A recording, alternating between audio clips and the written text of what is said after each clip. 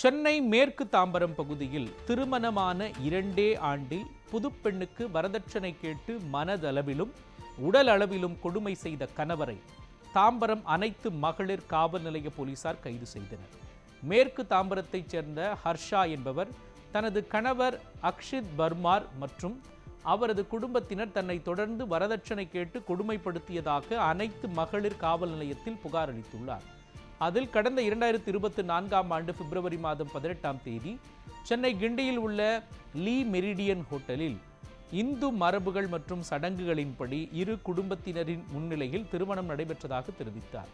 திருமணத்திற்கு முன்பாக திருமண செலவுகளை இரு தரப்பினரும் சமமாக பகிர்ந்து கொள்வதாக ஒப்பந்தம் செய்யப்பட்டிருந்த போதிலும் 1,25 லட்சம் ரூபாய் மதிப்பிலான திருமண மற்றும் வரவேற்பு செலவுகளுக்கு கணவரின் குடும்பத்தினர் எவ்வித நிதி பங்களிப்பையும் வழங்கவில்லை என ஹர்ஷா குற்றம் சாட்டியுள்ளார்.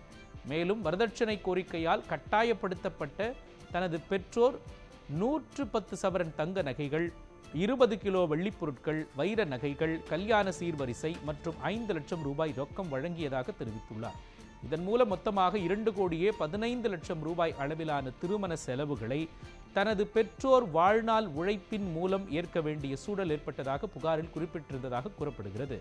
திருமணத்திற்கு பிறகு கணவருடன் வாழ்ந்து வந்த நிலையில் மாமனார், மாமியார் மற்றும் மைத்துனர் ஆகியோர் தன்னை தொடர்ந்து மனதளவிலும் உடல் அளவிலும் தாக்கியதாகவும் ஆபாச வார்த்தைகளால் திட்டியதாகவும் ஹர்ஷா கூறியுள்ளார். மேலும் கூடுதலாக 200 சவரன் தங்கம் கொண்டு வர வேண்டும் என கூறி குடும்ப வன்முறை செய்ததாகவும் அந்த கோரிக்கை நிறைவேறும் வரை வீட்டிற்கு திரும்ப அனுமதிக்க மாட்டோம் என மிரட்டியதாகவும் புகாரில் தெரிவித்துள்ளார்.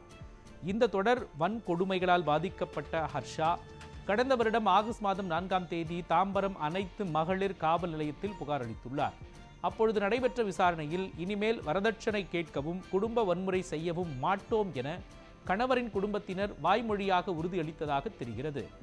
ஆனால் அந்த உறுதிமொழியை மீறி பின்னர் பலமுறை தாம்பரத்தில் உள்ள ஹர்ஷாவின் வீட்டிற்கு வந்து மீண்டும் மனதளவிலும் உடலளவிலும் வன்கொடுமை செய்து கொச்சையான வார்த்தைகளில் திட்டியதாக கூறப்படுகிறது.